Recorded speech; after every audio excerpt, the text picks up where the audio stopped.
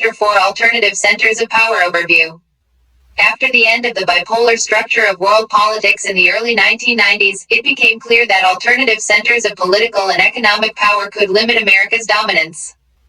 Thus, in Europe, the European Union (EU), and, in Asia, the Association of Southeast Asian Nations (Aegean), have emerged as forces to reckon with. While evolving regional solutions to their historical enmities and weaknesses, both the EU and the Aegean have developed alternative institutions and conventions that build a more peaceful and cooperative regional order and have transformed the countries in the region into prosperous economies. The economic rise of China has made a dramatic impact on world politics. In this chapter, we take a look at some of these emerging alternative centers of power and assess their possible role in the future. The two images here represent two phases of the history of China. The red poster, "The Socialist Road is the broadest of all," represents the ideology that guided China during its early phase after the revolution. The photograph below is that of the city of Shanghai, the symbol of China's new economic power. European Unions. The Second World War came to an end. Many of Europe's leaders grappled with the question of Europe. Should Europe be allowed to revert to its old rivalries or be reconstructed on principles and institutions that would contribute to a positive conception of international relations? The Second World War shattered many of the assumptions and structures on which the European states had based their relations.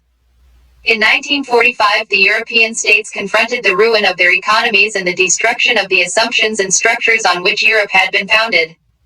The European Union flat circle of gold stars stands for solidarity and harmony between the peoples of Europe. It has 12 stars, as the number 12 is traditionally the symbol of perfection, completeness and unity. Source: http://europa emblem/index_n.htm. European integration after 1945 was aided by the Cold War. America extended massive financial help for reviving Europe's economy under what was called the Marshall Plan. The U.S. also created a new collective security structure under NATO. Under the Marshall Plan, the Organization for European Economic Cooperation (OEEC) was established in West European states. It became a forum where the Western European states began to cooperate on trade and economic issues. The Council of Europe, established in 1949, was another step forward in political cooperation. The process of economic integration of European capitalist countries proceeded step by step. See Timeline of European integration, leading to the formation of the European Economic Community in 1957. This process acquired a political dimension with the creation of the European Parliament. The collapse of the Soviet bloc put Europe on a fast track and resulted in the establishment of the European Union in 1992. The foundation was thus laid for a common foreign and security policy, cooperation on justice and home affairs, and the creation of a single currency. European Union map. European Union has evolved over time from an economic union to an increasingly political one. The EU has started to act more as a nation-state. While the attempts to have a constitution for the EU have failed, it has its own flag, anthem, founding date, and currency. It also has some form of a common foreign and security policy in its dealings with other nations. The European Union has tried to expand areas of cooperation while acquiring new members, especially from the erstwhile Soviet bloc. The process has not proved easy, for people in many countries are not very enthusiastic in giving the EU powers that were exercised by the government of their country. There are also reservations about including some new countries within the EU. The EU has economic, political and diplomatic, and military influence. The EU is the world's biggest economy with a GDP of more than $12 trillion in 2005, slightly larger than that of the United States. Its currency, the euro, can pose a threat to the dominance of the US dollar. Its share of world trade is 3 times larger than that of the United States, allowing it to be more assertive in trade disputes with the US and China. Its economic power gives it influence over Africa. It also functions as an important bloc in international economic organizations such as the World Trade Organization, WTO. The EU also has political and diplomatic influence. 2 members of the EU, Britain and France, hold permanent seats on the UN Security Council. The EU includes several non-permanent members of the UNSC. This has enabled the EU to influence some U.S. policies, such as the current U.S. position on Iran's nuclear program. Its use of diplomacy, economic investments, and negotiations rather than coercion and military force has been effective, as in the case of its dialogue with China on human rights and environmental degradation. Militarily, the EU's combined armed forces are the second largest in the world.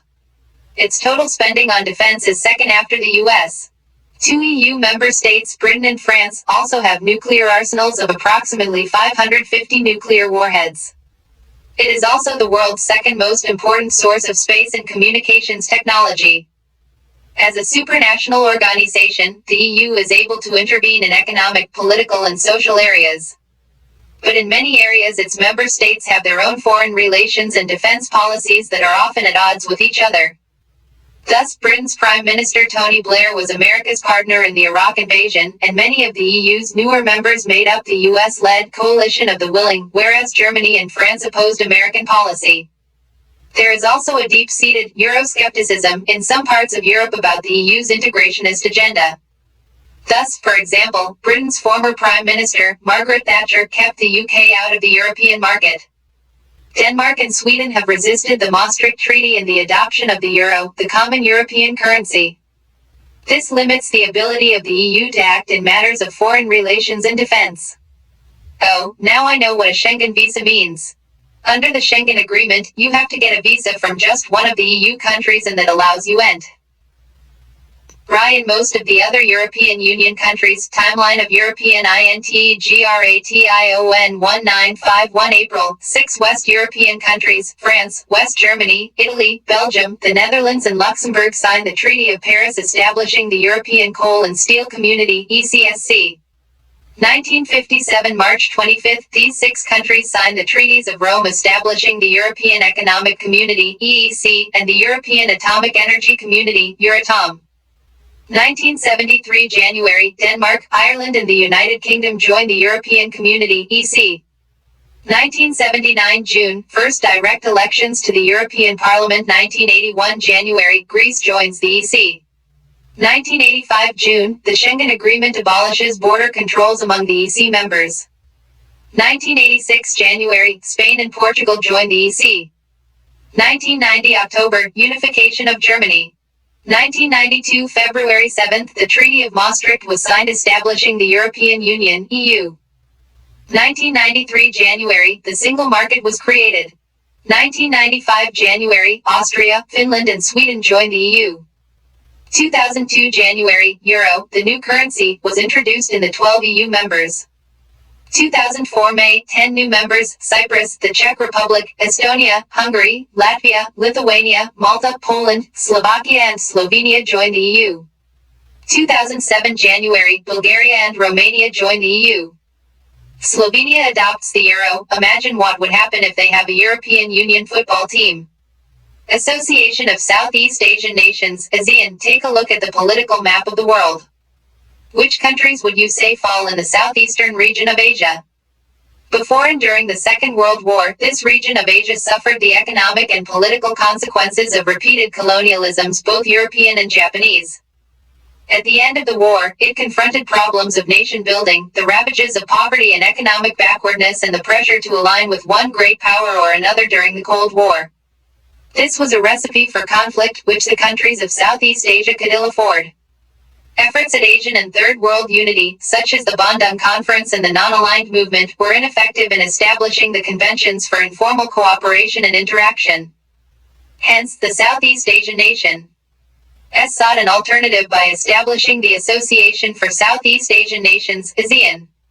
The cartoon appeared in 2003 when the European Union's initiative to draft a common constitution failed.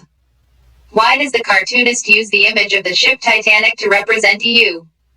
ASEAN was established in 1967 by 5 countries of this region: Indonesia, Malaysia, the Philippines, Singapore and Thailand by signing the Bangkok Declaration. The objectives of ASEAN were primarily to accelerate economic growth and through that social progress and cultural development. A secondary objective was to promote regional peace and stability based on the rule of law and the principles of the United Nations Charter. Over the years, Brunei Darussalam, Vietnam, Laos PDR, Myanmar, Burma, and Cambodia joined ASEAN, taking its strength to 10. Unlike the EU, there is little desire in ASEAN for supranational structures and institutions. ASEAN countries have celebrated what has become known as the ASEAN Way, a form of interaction that is informal, non-confrontationist, and cooperative. The respect for national sovereignty is critical to the functioning of ASEAN. With some of the fastest growing economies in the world, ASEAN broadened its objectives beyond the economic and social spheres. In 2003, ASEAN moved along the path of the EU by agreeing to establish an ASEAN community comprising 3 pillars, namely, the ASEAN Security Community, the ASEAN Economic Community, and the ASEAN Socio-Cultural Community. The ASEAN Security Community was based on the conviction that outstanding territorial disputes should not escalate into armed confrontation. By 2003, ASEAN had several agreements in place by which member states promised to uphold peace, neutrality, cooperation, non-interference, and respect for national differences and sovereign rights. The ASEAN Regional Forum, ARF, which was established in 1994, is the organization that carries out coordination of security and foreign policy. Map of East and Southeast Asia, courtesy of the University of Texas Libraries, the University of Texas at Austin. ASEAN was and still remains principally an economic association. While the ASEAN region as a whole is a much smaller economy compared to the US, the EU, and Japan, its economy is growing much faster than all these. This accounts for the growth in its influence both in the region and beyond. The objectives of the ASEAN Economic Community are to create a common market and production base within ASEAN states and to aid social and economic development in the region. The Economic Community would also like to improve the existing ASEAN dispute settlement mechanism to resolve economic disputes.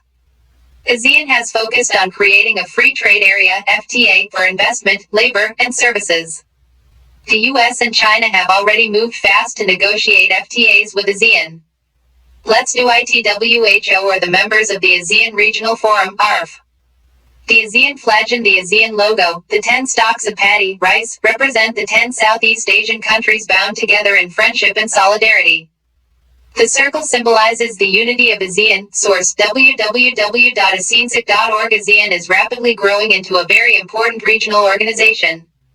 Its Vision 2020 has defined an outward-looking role for ASEAN in the international community.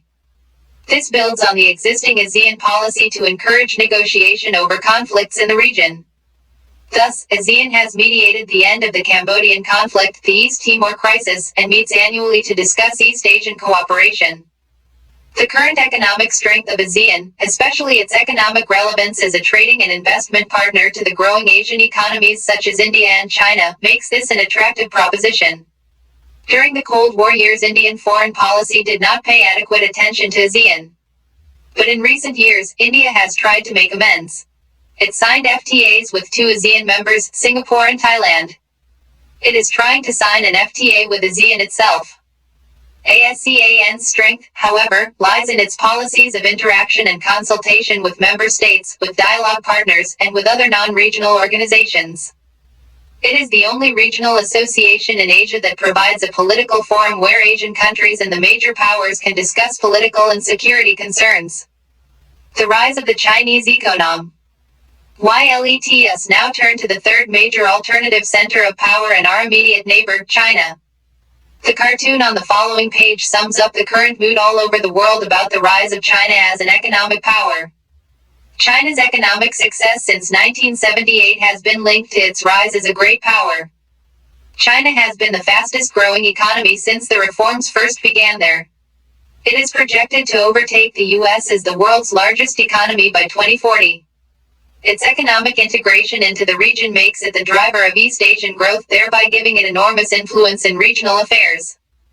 The strength of its economy, together with other factors such as population, land mass, resources, regional location and political influence, adds to its power in significant ways. Isn't India a part of Southeast Asia? The northeastern states are so close to the ASEAN countries. India's Look East policy since 1991 has led to greater economic interaction with the East Asian nations, ASEAN, China, Japan and South Korea. After the inception of the People's Republic of China in 1949, following the Communist Revolution under the leadership of Mao, its economy was based on the Soviet model. The economically backward communist China chose to sever its links with the capitalist world. It had little choice but to fall back on its own resources and, for a brief period, on Soviet aid and advice. The model was to create a state-owned heavy industries sector from the capital accumulated from agriculture. As it was short of foreign exchange that it needed in order to buy technology and goods on the world market, China decided to substitute imports by domestic goods. Why did Aegean succeed where SAARC did not? Is this because they do not have one dominant country in that region? This model allowed China to use its resources to establish the foundations of an industrial economy on a scale that did not exist before. Employment and social welfare was assured to all citizens, and China moved ahead of most developing countries in educating its citizens and ensuring better health for them. The economy also grew at a respectable rate of 5 to 6%. But an annual growth of 2 to 3% in population meant that economic growth was insufficient to meet the needs of a growing population. Production was not sufficient to generate a surplus for industry. In Chapter 2, we discussed the crisis of the state-controlled economy in the USSR. A similar crisis was to face China too. Its industrial production was not growing fast enough, international trade was minimal and per capita income was very low. Let's do it. Locate the ASEAN members on the map. Find the location of the ASEAN Secretariat. The Chinese leadership took major policy decisions in the 1970s. China ended its political and economic isolation with the establishment of relations with the United States in 1972. Premier Zhou Enlai proposed the four modernizations: agriculture, industry, science and technology and military, in 1973. By 1978, the then leader Deng Xiaoping announced the open door policy and economic reforms in China.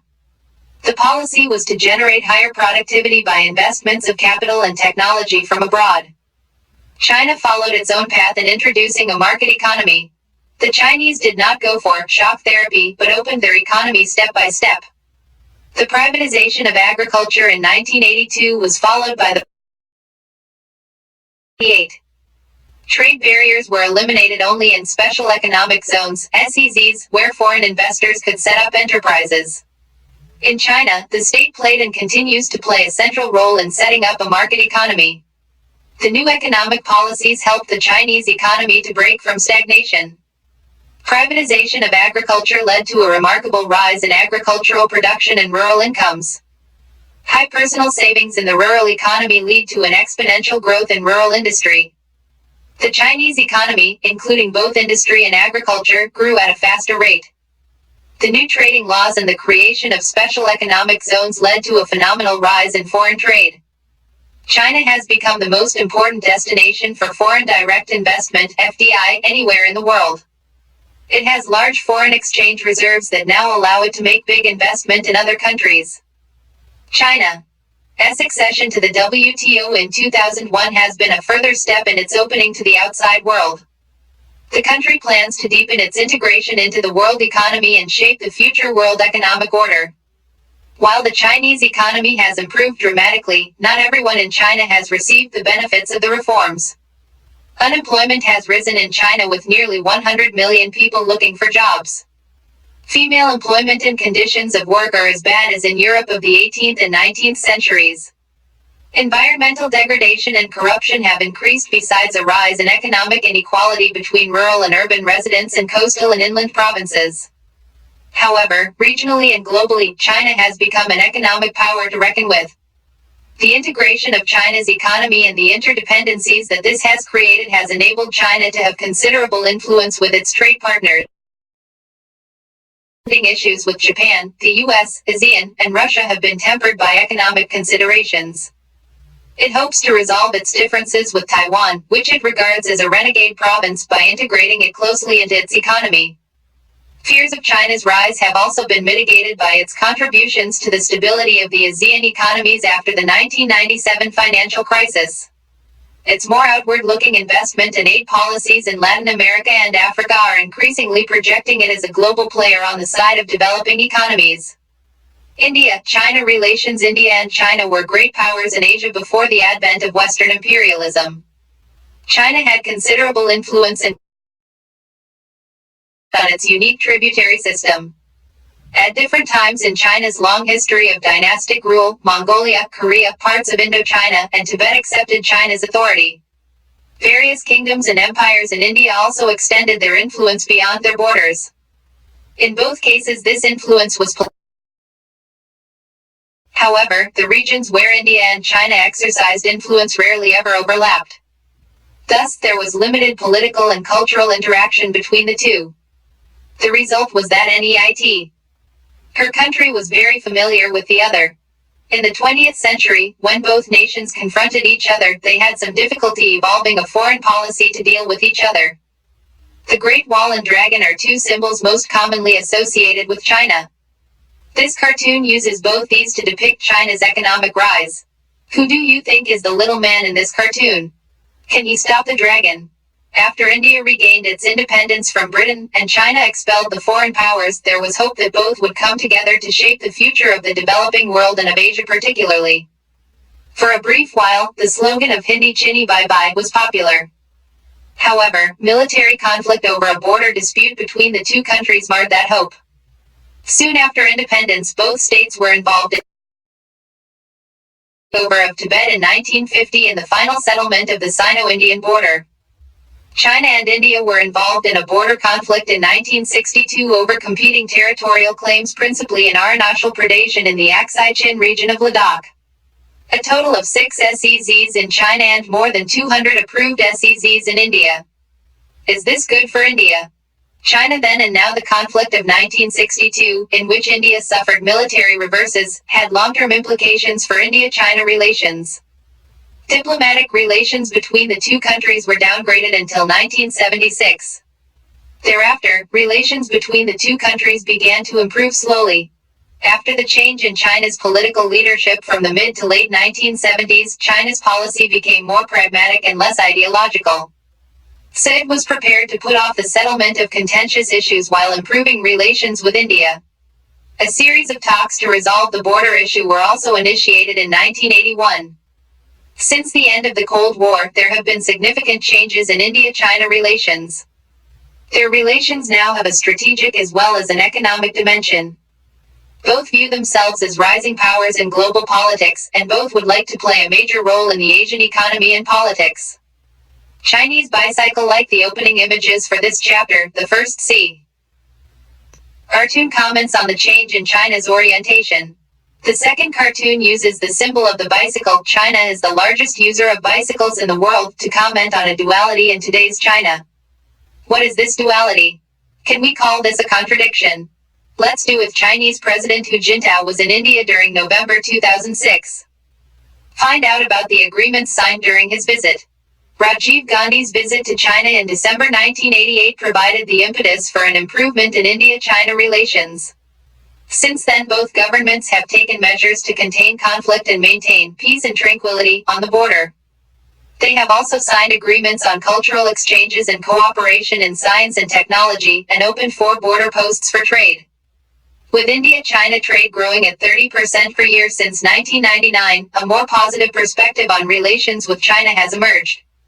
Bilateral trade between India and China has increased from $338 million in 1992 to more than $18 billion in 2006. More recently, both countries have agreed to cooperate with each other in areas that could otherwise create conflict between the two, such as bidding for energy deals abroad.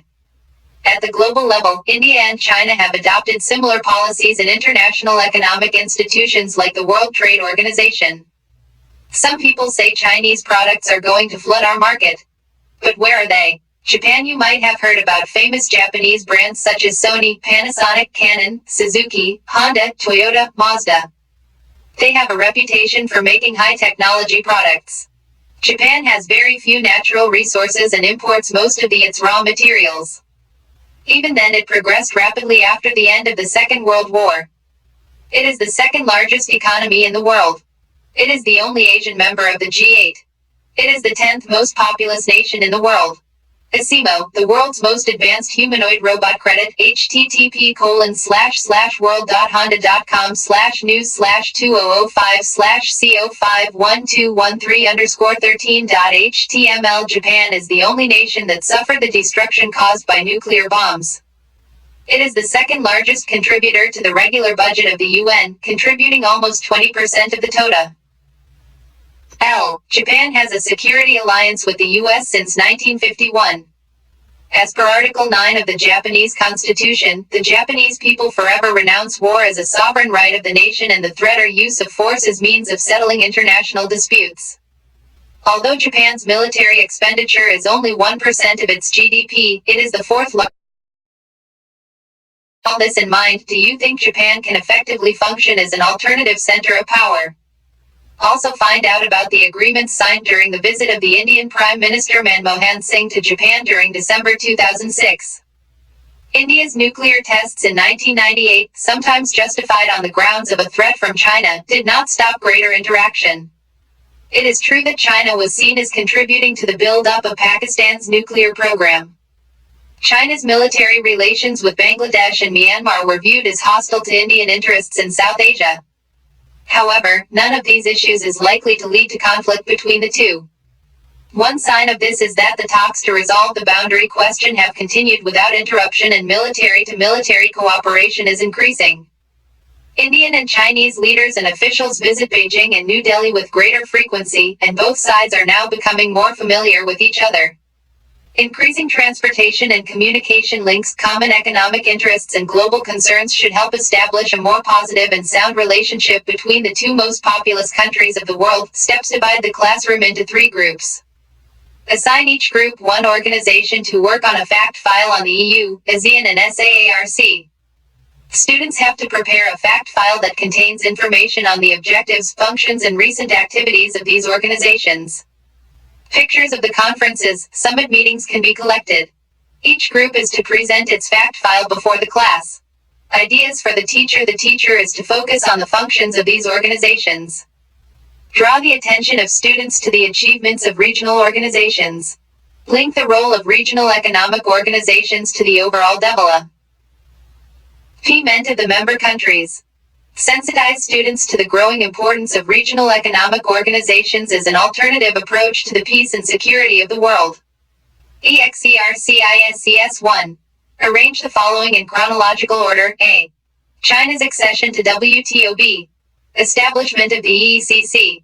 Establishment of the EUD. Birth of ARF 2. The Aegean Way reflects the lifestyle of Aegean members. B.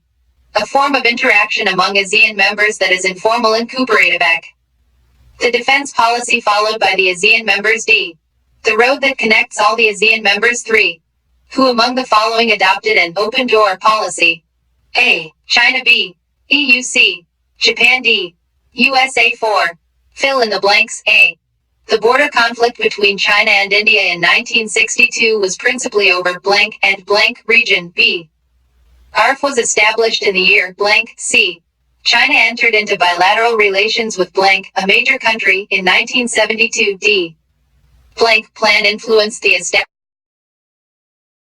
economic cooperation in 1948. E. Blank is the organization of Aegean that deals with security. 5. What are the objectives of establishing regional organizations? 6. How does geographical proximity influence the formation of regional